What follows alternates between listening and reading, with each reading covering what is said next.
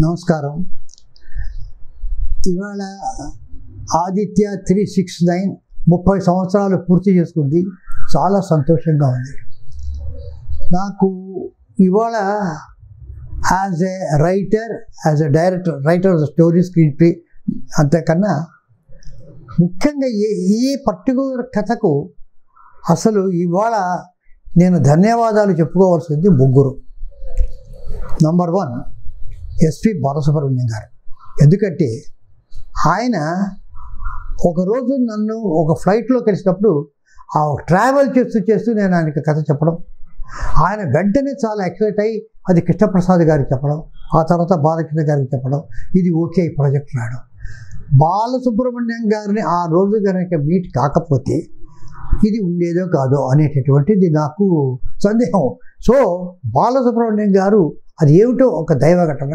ఆ రోజు మీట్ కావడం వల్ల ఇలాగా స్టార్ట్ అయింది.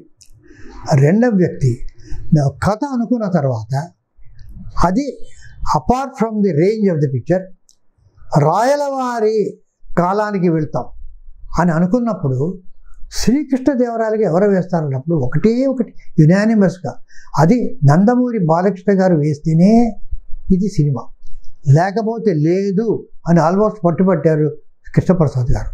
సో వెంటనే ఆ అద్భుతమైన థాటుని అందరం కలిసి బాలకృష్ణ గారికి నేను వెళ్ళి చెప్పాను.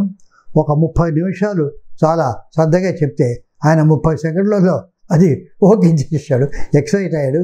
నాకు చాలా కాలంగా ఉంది నాన్నగారు చేసిన రోలు, నేను కృష్ణదేవరాయల పాత్ర చేయాలనేది అని ఆయన అన్నారు. ఇక ఈయన రెండవ వ్యక్తి ఇంపార్టెంట్. ఆయన లేకపోతే వాళ్ళ పిక్చర్ ఏ రకంగా రాదు. మూడవ వ్యక్తి, ఏ పిక్చర్ అయినా, నా ఈ పిక్చరే కాదు, ఏ పిక్చర్ అయినా, నా మిగతా పిక్చర్ అయినా, ఎవ్వరు ఎంత డైరెక్టర్ అయినా, ఎంత రాసినా, ఎంత కథ రాసినా, నటీనటులు అలా ఉంచి మెయిన్ నిర్మాత అనేవాడు కనుక లేకపోతే ఏ పిక్చర్ లేదు.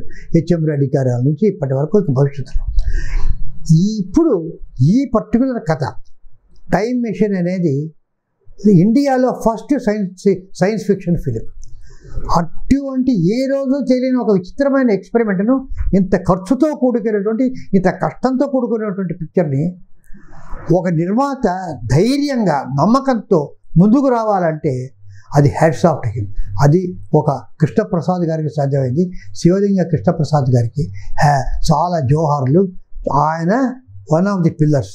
సో ఈ ముగ్గురు ఇవాళ నేను వీళ్ళకి ధన్యవాదాలు చెప్పుకుంటాను. ఇక ఇది చాలా కాలంగా అందరూ చెప్పుకుంటుంది మనకి ఆన్ ది స్క్రీన్. అది ఒక కొత్త అమ్మాయి మోహిని, అలాగే టిన్యూ ఆనంద్ గారు ప్రొఫెసర్గా, అమరీష్ పూరి గారు, సో తరుణ్ చైల్డ్ ఆర్టిస్ట్ ఇవాళ టాప్ హీరో, అలాగే అన్నపూర్ణమ్మ గారు. ఈ రకంగా చాలామంది ఆర్టిస్టు వాళ్ళ హైలీ టాలెంటెడ్ ఆర్టిస్ట్ చేశారు. ఇక తెర వెనక దీనికి జంధ్యాల గారు ఆ మాటలు సమకూర్చగా, ఇళయరాజా గారు బ్యూటిఫుల్ మ్యూజిక్ అది చేశారు.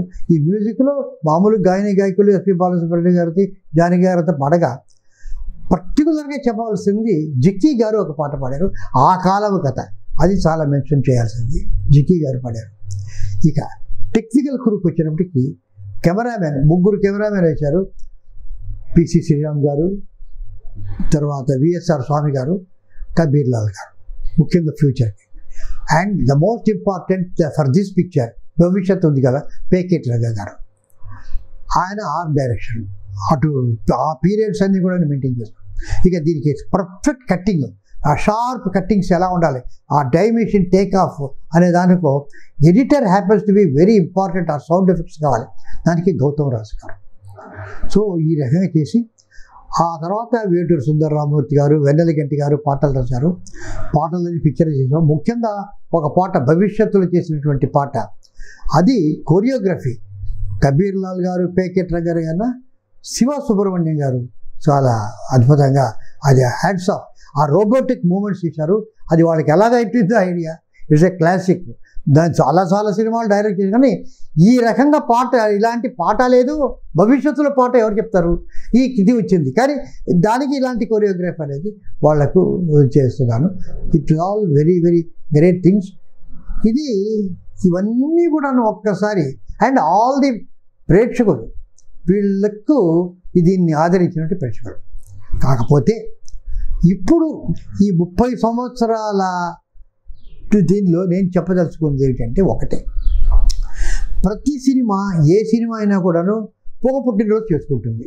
హెచ్ఎం రెడ్డి కాలం నుంచి వరుస ఆయన గారు హెచ్ఎం రెడ్డి గారు ఎప్పుడు ప్రహ్లాద్ చేశారు, దానికి పుట్టినరోజు వస్తున్నాయి, భవిష్యత్తులో ఉంటాయి. కానీ దీనికి పుట్టినరోజు ఏమిటంటే ఇది రెలవెన్స్.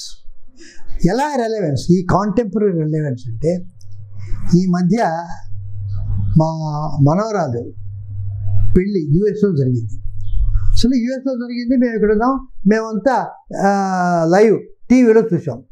వెంటనే అందరూ నాకు ఫోన్లు, ఏది పెళ్ళిని గురించి కంగ్రాచులేషన్స్ అలా పక్కన పెడితే, సార్ మీరు ఆ రోజు ఆదిత్య 369లో వాళ్ళ టీవీలో వాళ్ళ పెళ్లి చూస్తారు అని చెప్పింది ఇవాళ జరుగుతుంది సార్ అన్నారు. ఇలాగే ఎక్కడ చూసినా అదే జరుగుతుంది ఆ రోజు భవిష్యత్తు. సో రెలవెన్స్ 30 సంవత్సరాల వరకు జరిగింది కాదు, ఇవాళ అది రెలవెన్స్ ఉంది. ఇంకా చాలా రెలవెన్స్ కావాల్సి ఉంది. ఎందుకంటే ఒక పోలీస్ స్టేషన్ ఒక 5 స్టార్ హోటల్ లాగా చేసాం, అది ఇంకా రాలే. ట్రాఫిక్ అంతా ఎయిర్లో వెళ్తుంటుంది, అది ఇంకా రాలే. సౌండ్ వేవ్స్ ఎక్కడైనా చేస్తే అది థాట్ వేవ్స్ పోయి అది స్పీకర్లో వినిపిస్తుంది, అది ఇంకా రాలే. అవన్నీ ఎన్నో రీసెర్చ్ చేస్తూ వస్తాయి, అవన్నీ వస్తాయి, అవన్నీ ఆలోచించాం, చేసాం. కానీ అదంతా ఉన్నంతకాలం ఈ రెలవెన్స్ అలాగా ఉంటుంది. అందుకని ఆ రెలవెన్స్ ముఖ్యంగా ఈ మధ్య పానీని అని నాకు తెలిసిన అబ్బాయి నాసాలో పనిచేస్తారు, ఆస్ట్రోఫిజిసిస్ట్, చాలా బ్రిలియంట్ పర్సన్, గ్రేట్ సైంటిస్ట్. అలాగే ఇద్దరు ఆస్ట్రోఫిజిసిస్ట్ కలీగ్స్, వీళ్ళందరూ చేరి ఒక చిన్న ప్రాజెక్ట్ లాగా చేశారు.